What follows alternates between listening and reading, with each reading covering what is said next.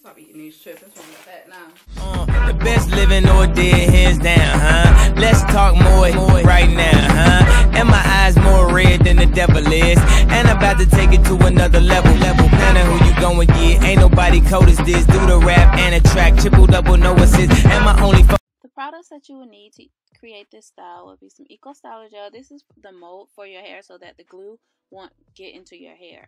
Next, you'll need a razor comb, some scissors, of course, some bobby pins, a lot of bobby pins, some hair glue, and then you will need a weave of your choice where you don't. So I'm starting with my hair already in a ponytail. I didn't want to waste time by doing so. Yeah, and to get my ponytail as small as I can possibly get it, I'm going to braid it down first, and then you'll see me wrapping that around the ponytail, and then I'm going to pin that with a bobby pin. And I'm doing that so that my bun won't be as big. So you want to keep that in mind when you're doing this.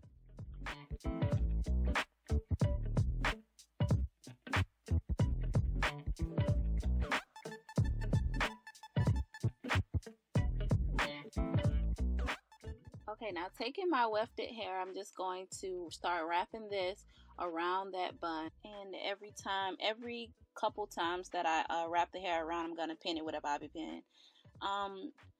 The black part of this wefted hair, you're not going to be able to see. So that's why it really didn't matter that it was ombre. I mean, I was really just on the hunt to try to find the perfect burgundy color for my hair that'll match my hair. And this is the only one that I could find. So yeah, so you won't be able to see that black in that burgundy. You only see the burgundy anyway.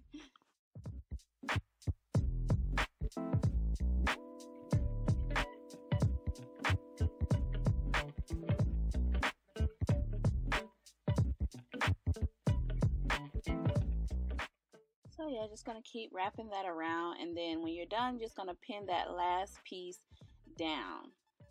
So as you can see, you use a bunch of bobby pins and you finally got your ponytail. Now this next step is a little trick that I learned for girls with long hair that want to do this bun, but their real bun is a little bit too big and you're going to be able to see it. So what I'm doing is I'm just going to take a small rubber band. I'm just going to make another ponytail on top of that. And what this does is it covers up your real bun, and it also makes the foundation for your new bun. If you don't understand what I'm saying right now, I'm showing you. So this is exactly what it's going to look like when you're done.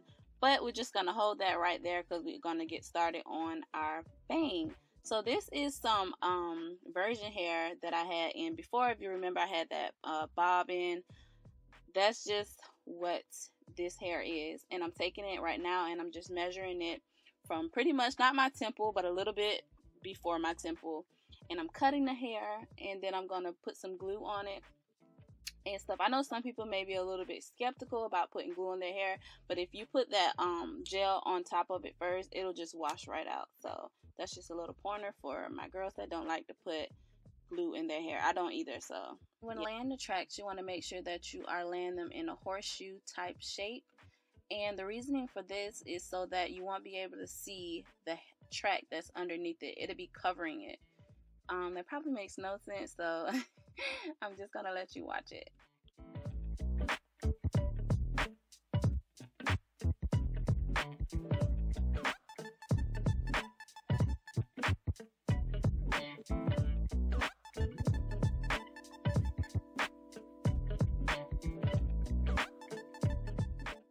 And a little trick I like to do to get it in that perfect horseshoe shape is to grab the hair in the middle and then place it onto my head. And as you can see, it just by itself, it just automatically goes into that U horseshoe type shape.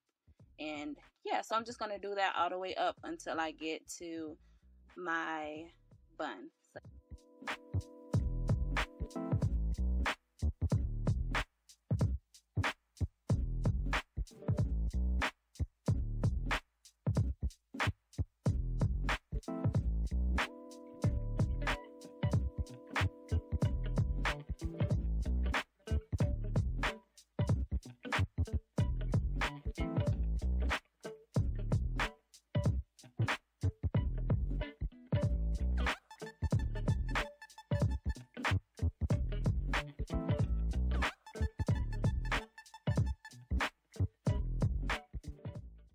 once you're done laying the tracks, this is what it should look like when you're done. So yeah, now I'm just combing the hair all out, getting all the tangles out, you know, and everything to prepare for cutting.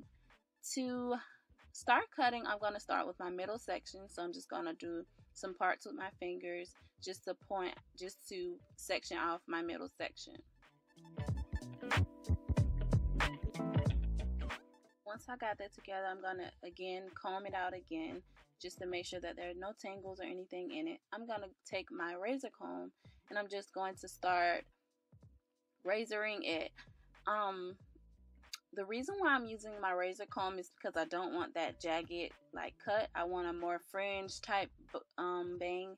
So that's the reason why I use my my razor comb. If you feel more like you can do it better with scissors, then you can use scissors. But for me, I'm not really I'm not really heavy on like cutting. I feel like I can cut it without getting too crazy.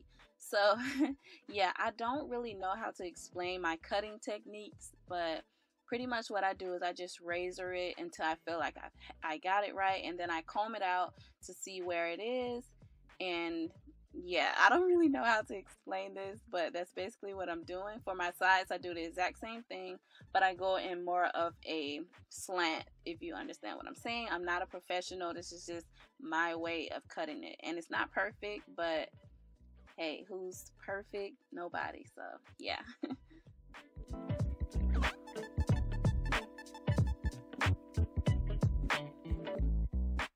yeah, that's basically all that I'm doing. I'm just cutting until I get it to where I feel like I need it, where I want it. So yeah, if you're watching this and you don't know a lick about doing hair or cutting, I would say just practice, because that's pretty much the only thing that's going to get you better at it. So yeah. Now this is another technique that I learned from good old YouTube, and this is called point cutting, I believe. And basically what I'm doing is I'm cutting into the hair instead of cutting across the hair, so that I still get that fringe, you know, like jagged type of look. So that's another way that you can do this. I like to do this to like bring my sides down and everything. Now I'm taking my jacked up raggedy flat iron and I'm just going to basically just bump the hair a little bit so I can see where I'm at. You know how it is when you're trying to do this. You gotta like try to bump it so you can get it right. But yeah, that's all I'm doing. But I'm gonna go back in and cut that side, because I do realize that side is a lot longer than the other side. So yeah, I'm just gonna stop talking and let you guys watch.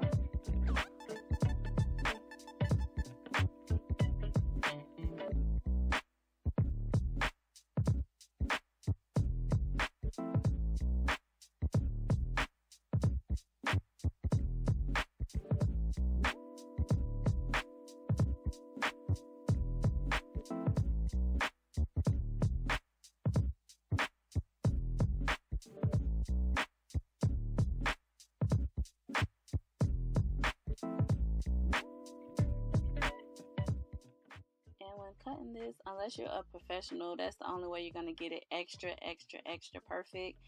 So, I mean, I wouldn't focus on too much getting it extra perfect as much as making sure it's not extra uneven, if you know what I mean, because that's what's going to look the most jacked up. So, yeah, just try to make sure that you get it to your personal preference. And yeah, me, I am trying to be a perfectionist and I need to stop, so I keep going in and cutting it, but yeah, after I do all that, I'm just going to go back in and bump it one more time where I need it, and yeah, cut the little stragglies off. What is that? I just made that up. And yeah, that's it. You're done. That's all. Going on to the bun. We already have our foundation and everything, so this is the easy part. Only thing you're going to do is just wrap the hair around that what should I call this? A bun. Wrap it around that foundation. That's all I can think of. And pin it around, and that's all you're gonna do. At first it's gonna be a little bit high, you know, and then eventually it's gonna grow on you, and you're gonna see how you can manipulate it in all these different ways. So yeah.